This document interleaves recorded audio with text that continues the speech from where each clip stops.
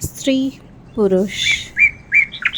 कई स्त्रियां दफन हैं पुरुषों के हृदय में और मस्तिष्क मिथ्या अभिमान से लबालब है। दरअसल पुरुष पुरुषार्थ नहीं, अपने पुरुषत्व का दास है। अकेली पड़ी स्त्री किसी पुस्तकालय में दिखेगी और अकेला पड़ा पुरुष मिलेगा मदिरालय में। वो वैश्या का हम बिस्तर होना, पर पुरुष पवित्र है।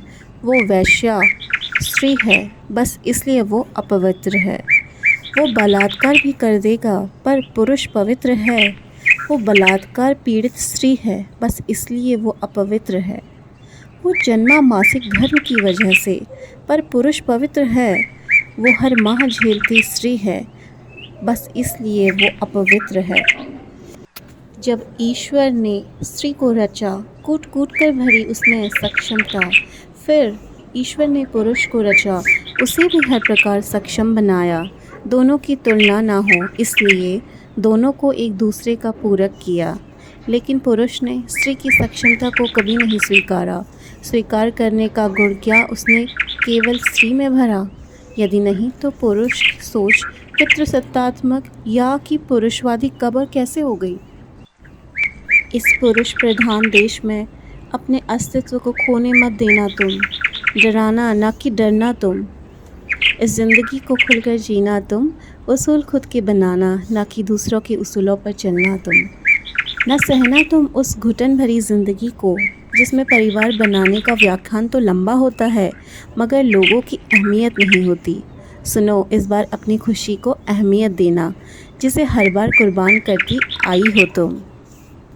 कौन होते हो तुम, गला घोटने वाले पुरुष? पहले कोख में खुद उसका अगर बच गई जिंदा, तो फिर आकाश की ऊंचाइयों को छूने से उसके अरमानों को पहनाने वाली बेड़ियाँ, सपनों को उसके उन तथाकथित परंपराओं और रीति रिवाजों के नाम पर जो बनाई गई थी, जो कभी उसकी संपूर्ण अस्मिता की रक्षा को। माली बनो, मालिक नहीं। पुरुष बनो, का पुरुष नहीं। पुरुष प्रधान समाज में कन्या पूजन क्या सचमुच उसे सम्मान देने का भाव प्रदर्शित करता है, या फिर ये पुरुष का वो छल है जिसके सहारे वो शक्ति रूपा नारी की असीम शक्ति को अपने हितार्थ बस में रखने की कोशिश करता है? पुरुष प्रधान समाज है वह जिसमें मैंने जन्म लिया, पर नारी वह शक्ति है जिसने पुरुष का भी निर्माण किया। अंश उसमें स्त्री का भी था, निरंतर जिसका अपमान किया। जिस रक्त से जीवन प्राप्त हुआ, वह नर नहीं, एक नारी का था। सृष्टि की संरचना बदलने का निर्णय कब? यह तुम्हारा था, जब शिव भी अर्धनारीश्वर कहलाए। उसके बाद कोई ना हुआ जिसने उसको पराजित किया था। दोस्तों, मनुष्य होने और मानव बनने के बीच का लंबा सफ़र ही जीवन है। हमेशा याद रखें, कठिनाइयों से न डरें, वह आपके जीवन को और बेहतर बनाती हैं। हमेशा याद रखें, अगर आप लोगों को आंकते हैं तो आपके पास उनसे प्रेम करने का समय नहीं होता।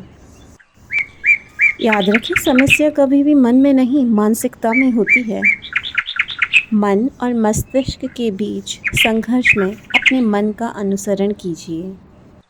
याद रखें, धैर्य ही ज्ञान का साथी है। याद रखें, यदि आप पुरुष को शिक्षित करते हैं तो केवल एक पुरुष शिक्षित होता है, किंतु अगर आप एक महिला को शिक्षित करते हैं तो एक पीढ़ी शिक्षित होती है।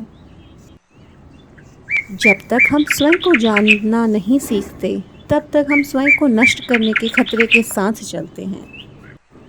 याद रखें, महत्वाकांक्षा के बिना दुनिया में कभी भी कुछ भी महान हासिल नहीं हुआ है। कानून का निर्माण बुद्धि द्वारा नहीं, बल्कि सत्ता द्वारा होता है। खुशी तब होती है जब आप जो सोचते हैं, जो कहते हैं और जो करते हैं, उसमें सामंजस्य बैठा पाते हैं। हमेशा याद रखें, रिवाज के कुएं में तैरना बहुत अच्छा है, परंतु उसमें डूबना आत्महत्या है।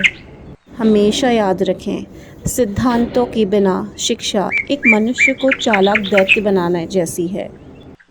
विवेक हमेशा सत्य को खोज निकालता है। कहीं पर भी गरीबी हर जगह की समृद्धि के लिए खतरा है। एक बात हमेशा ध्यान रखें, यह धरती हमें अपने पूर्वजों से विरासत में नहीं मिली है, बल्कि हमने इसे अपने बच्चों से उधार लिया है। भयानक गहराई के बिना कोई सतह सुंदर नहीं लगती है। जो हम हैं वह संस्कार, जो हमारे पास है वह सभ्यता। दोस्तों, मनुष्य से मानव बनने का सफ़र ही जीवन होता है। आज से लगभग 2 लाख वर्ष पूर्व मनुष्य होमो सेपियंस के रूप में पैदा हुआ है। मनुष्य को संसार की सबसे विकसित प्रजाति माना गया है, जिसमें समस्त जीवों की तुलना में सर्वोत्तम गुणों का समावेश हुआ है। आपने इन्हीं गुणों के कारण मनुष्य ने अपने जीवन को और अधिक सरल बनाने के कई साधनों की भी खोज की है।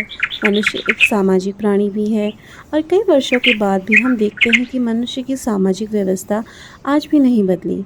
कई सालों से बुद्धिजीवी मनुष्य को मानव बनाने के काम में लगे हुए हैं। अपने ज्ञान के द्वारा टाइम टू टाइम उन्होंने मनुष्य को मानवता के धर्म का पाठ पढ़ाया है। किंतु आज जिस प्रकार मनुष्य को लालच, ईर्ष्या, द्वेष, अहंकार जैसी दुर्भावनाओं ने बाधा है, उससे मनुष्य को खुद को बचाना होगा।